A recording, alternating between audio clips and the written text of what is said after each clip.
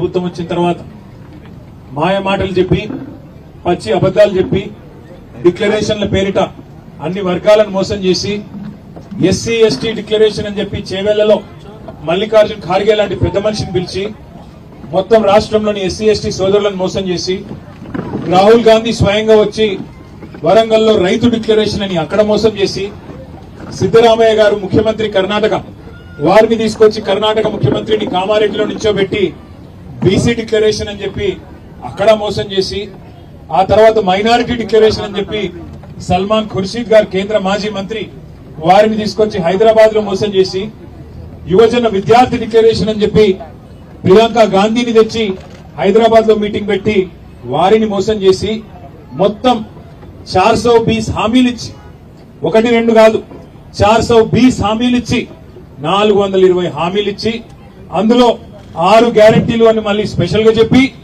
100 రోజుల్లో పూర్తి చేస్తామని డైలాగులు కొట్టి గద్దెనెక్కింది కాంగ్రెస్ పార్టీ. పేమెంట్ కోటాలో సీటు కొట్టిండు రేవంత్ రెడ్డి. ఆడ ఢిల్లీకి డబ్బులు పంపకపోతే సీటు గాయం. అందరికి ఆయనకెరికే, మీకెరికే, నాకెరికే, అలా మంత్రులకు కూడా ఎరికే. అది పరిస్థితి. సరే గద్దెనెక్కిండు. 100 రోజుల్లో 6 గ్యారెంటీలు అన్నాడు. ప్రతి సంవత్సరం ఒక్కొక్క పేద కుటుంబానికి 2.5 లక్షల రూపాయలు ఇస్తా అన్నాడు. 1 కోటి మంది మహిళల్ని కోటీశ్వరులు చేస్తా అన్నాడు.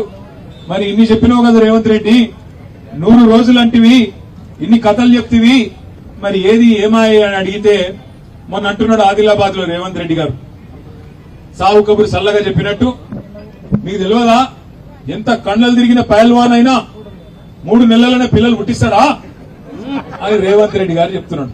మనకు తెలియదట 3 నెలల పిల్లలు పుట్టారన్న విషయం మనకు తెలియదట. ముఖ్యమంత్రి గారు ఈ ముచ్చట మనకు చెప్పాలన్నట. నేను ఒక్కటే అడుగుతున్నా, ఇందిరా పార్క్ వేదికగా మా ఎస్సీ ఎస్టీ బీసీ మైనారిటీ కాంట్రాక్టర్ల జాక్ ఏర్పాటు చేసిన ఈ మహాధరణ వేదికగా ఒకటే అడుగుతా ఉన్నా రేవంత్ రెడ్డి గారు, 3 నెలల పిల్లలు పుట్టారు, మాకు కూడా ఎరికే, నీకు కూడా ఎరికే, కానీ 30 నెలల్లో కూడా పిల్లలు పుట్టకపోతే నిన్ను ఏమనాలని నేను అడుగుతున్నా. సరే 3 నెలల పిల్లలు పుట్టారు, ఓకే, అర్థం చేసుకున్నాం. 30 నెలలు అయినాయి కదా, ఏమని పిలవాలి మరి నిన్ను? శాతగానోడు అనాలనా? ఏమని పిలవాలి? ఆయన భాషలో నేను చెప్పాలంటే ఎందుకు అడుగుతున్నా ఈ మాట అంటే, కేసీఆర్ గారు ఎలక్షన్ అని చెప్పిండు, అన్న వస్త్రం కోసం పోతే ఉన్న వస్త్రం పోతుంది, జరా పైలమని చెప్పిండు. కాంట్రాక్టర్లను చేస్తా అన్నాడు Revanth Reddy. SC ST declaration లో చేవెళ్లలో ఏం చెప్పినాడు? 18% ఎస్సీలకు, 12% ఎస్టీలకు, మొత్తం 30% ప్రభుత్వ కాంట్రాక్టులలో 30% మీకే ఇస్తా అని చెప్పి గద్దెనెక్కిండు. కామారెడ్డిలో 42% వాటా అని చెప్పిండు. 42% వాటా బీసీలకే ప్రభుత్వ కాంట్రాక్టులలో ఇస్తా అని చెప్పిండు.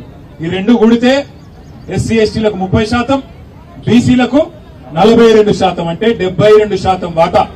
రూపాయి టెండర్ పిలిస్తే 72 పైసలు మరి ఎస్సీ ఎస్టీ బీసీలకే రావాలి. ఈ 2.5 ఏళ్లలో 72 పైసలు రూపాయలు కాదు, మొత్తం ఇప్పటిదాకా చేసిన 4 లక్షల కోట్ల అప్పు రేవంత్ రెడ్డి వచ్చినాక 4 లక్షల కోట్ల అప్పులో నేను అడుగుతా ఉన్నా, మొత్తం 4 లక్షల కోట్ల అప్పు చేసినావు కదా, 4 రూపాయలను ఎస్సీ ఎస్టీ బీసీ కాంట్రాక్టర్లకు ఇచ్చినవా? దమ్ముందా చెప్పేది? శ్వేతపత్రం ఇచ్చే దమ్ముందా? తెల్లారు లేస్తే నోటికొచ్చిన సొల్లువాగుడు, నోటికొచ్చిన పనికిమాలిన మాటలు. ఎన్నికలకు ముందేమో డిక్లరేషన్ల వరద, ఇప్పుడు నోరు తెరిస్తే బురద. అది తప్ప ఏమీ లేదు, బూతులు బురద తప్ప. ఒక్కటంటే ఒక్క పని చేసిండా ఒక్కసారి ఆలోచన చేయండి. కేసీఆర్ గారు మీకు చెప్పిందే అది. ఆయననేమో కేసీఆర్ గారు అధికారులకు వదిలిపెట్టి, అయ్యా మీరు రొటీన్ ఫైల్ నా దగ్గర దేకండి, చిన్న స్థాయిలో ఉండే చిన్న కాంట్రాక్టర్లను, ముఖ్యంగా ఎస్సీ ఎస్టీ బీసీ మైనారిటీ నుంచి వచ్చిన వాళ్ళను కాపాడండి, పైకి తీసుకురండి అని ఆయన అప్పచెప్తే నువ్వు పెద్ద పెద్ద మాటలు చెప్పి వచ్చి ఎవరికి ఇస్తున్నావు ఇవాళ కాంట్రాక్టులు? ఇవాళ కాంట్రాక్టులు ఇస్తున్నది కేవలం ఇద్దరికే. ఈ రాష్ట్రంలో కాంట్రాక్టులు వస్తున్నాయంటే రేవంత్ రెడ్డి బామ్మర్దికి, పొంగులేటి శ్రీనివాసరెడ్డి కొడుకుకు తప్ప ఇంకొక వేరే మనిషికి వచ్చిందా? వేరే ఒక్క ఎస్సీ ఎస్టీ బీసీ సోదరుడికి ఎక్కడన్నా వచ్చిందా? ఒక్కసారి మీరు ఆలోచన చేయాలని నేను కోరుతా ఉన్నా. మరి వాళ్ళకే ఎందుకు వస్తున్నాయి? వాళ్ళకు మాత్రమే కాదు, బీజేపీలకు కూడా వస్తున్నాయి సుమా, బీజేపీ ఎంపీలకు కూడా వస్తున్నాయి మన తెలంగాణలో కాంట్రాక్టులు. కేసీఆర్ గారు ఉన్నన్ని రోజులు ఒక్క బీజేపీ ఎంపీ కాంట్రాక్ట్ రాలే, కానీ ఇలా రేవంత్ రెడ్డి గారు వచ్చినాక యంగ్ ఇండియా స్కూల్స్ అని పెడితే ఒక్క ఎస్సీ ఎస్టీ బీసీ మైనారిటీకి రాలే కాంట్రాక్ట్. కానీ బీజేపీ ఎంపీ విశ్వేశ్వర రెడ్డి గారి కంపెనీకి మాత్రం బ్రహ్మాండంగా వచ్చినాయి. అట్లాగే రేవంత్ రెడ్డి గారు రోడ్ల టెండర్లు పిలిస్తే ఒక్క ఎస్సీ ఎస్టీ బీసీ మైనారిటీ సోదరుడికి రాదు. కానీ బీజేపీ ఎంపీ సీఎం రమేష్ గారికి మాత్రం 1300 కోట్ల కాంట్రాక్ట్ వస్తుంది. అట్లాగే రేవంత్ రెడ్డి గారు ఇవాళ సాగునీటి ప్రాజెక్టుల కోసం టెండర్లు ఆయన సొంత నియోజకవర్గం కొడంగల్లో పిలిస్తే కొడంగల్ నారాయణపేట ఎత్తిపోతల పథకం అని 4000 కోట్ల కాంట్రాక్ట్ టెండర్ పిలిస్తే 4 రూపాయలు కూడా ఎస్సీ ఎస్టీ బీసీ మైనారిటీ కాంట్రాక్టర్లకు ఇయ్యడు. డిక్లరేషన్ లో చెప్పింది ఒకటి, ఇచ్చింది మాత్రం ఎస్సీ ఎస్టీ బీసీ మైనారిటీలకు ప్రతినిధి అయిన పొంగులేటి శ్రీనివాసరెడ్డి గారి కుమారుడికి మాత్రమే కాంట్రాక్టులు వస్తాయి, మనకు మాత్రం రావు. అన్న వస్త్రం కోసం పోతే ఉన్న వస్త్రం పోయినట్టు కొత్తవి రాకపోగా ఉన్న కాంట్రాక్టర్లే ఇవాళ మాయమైపోయే పరిస్థితి వచ్చింది. జీవో నెంబర్ 17 తీసుకొచ్చిండు. ఏంటిది జీవో నెంబర్ 17? ఏంటిది అంటే ఇదివరకు స్కూళ్లలో గురుకుల పాఠశాలల్లో ఎక్కడికక్కడ ఇచ్చుకునే చిన్న చిన్న కాంట్రాక్టులు, కూరగాయలు, చికెన్, పాలు, బ్రెడ్, ఇటువంటి రాష్ట్ర స్థాయిలో నిర్ణయం జరగాలన్నట. ఆసిఫాబాద్ కావచ్చు, అలంపూర్ కావచ్చు, కాంట్రాక్టర్ రేవంత్ రెడ్డికి నచ్చినోడే కావన్నట, కమిషన్ ఇచ్చేటోడే కావన్నట, చిన్న వాళ్ళ లెవెల్ వద్దట. మరి నేను అడుగుతున్నా రేవంత్ రెడ్డి గారిని, ఏమైంది నువ్వు ఇచ్చిన హామీ? నువ్వు చెప్పిన 42% బీసీ కాంట్రాక్టర్లు ఎక్కడ ఉన్నారో ఒక్కరిని చూపెడతావా? నువ్వు చెప్పిన ఎస్సీ ఎస్టీ కాంట్రాక్టర్లు 30% రావాలి కదా, ఒక్క మనిషిని చూపెడతావా? ఒక్క కాంట్రాక్ట్ ఇచ్చినవా ఎక్కడన్నా? దమ్ముందా అని నేను అడుగుతున్నా. మాటలు లేకి మాటలు మాట్లాడు ఈజీ, గట్టిగా అడిగినావు అనుకో ఏమైనా 30% ఎస్సీ ఎస్టీలకు ఇస్తాను ఏది అంటే ఏమంటాడు? నీ లాగుల తొండలు ఇడిచిపెడతాడు. ఏమైనా 42% బీసీలకు ఇస్తా అంటే కాంట్రాక్ట్లు ఏంది అంటే నీ గుడ్లు వీకి గోడీలాడతా, నీ పేగులు తీసి మెడలేసుకుంటా. ఈ బైరాగి మాటలు మాట్లాడు, బఫున్ మాటలు మాట్లాడు, ఎవడన్నా మాట్లాడతాడు. రోడ్ల మీద పోయేటోడు చదువురాని అవరాగాళ్ళు మస్తుగా మాట్లాడతారు. కానీ నువ్వు ముఖ్యమంత్రివి. ముఖ్యమంత్రి అంటే అప్పుడప్పుడన్నా నోట్లకెళ్లి ప్రజలకు పనికొచ్చే మాటలు మాట్లాడాలి. ఒక్కటి ఇప్పటివరకు ఒక్క మాట మాట్లాడిండా ఈ 2.5 ఏళ్లలో? ఏం చేసినావా 2.5 ఏళ్ళు అంటే? వెనకటికి ఎవడో ముఖం బాగా లేకపోతే అద్దం బల కొట్టిండట, ముఖం బాగాలేక అద్దం బల కొట్టిండట. ఏంద్రాబాయ్ ఏం చేసినావంటే కేసీఆర్ అప్పులపాలు చేసిపోయిండు, నాకు శాతం అయితే లేదు, నాతో అయితలేదు. ఏం అప్పులపాలు చేసిండు కేసీఆర్? నేను చెప్తా. కేసీఆర్ అప్పులు చేసిండు అంటే 1000 గురుకుల పాఠశాలలు పెట్టిండు.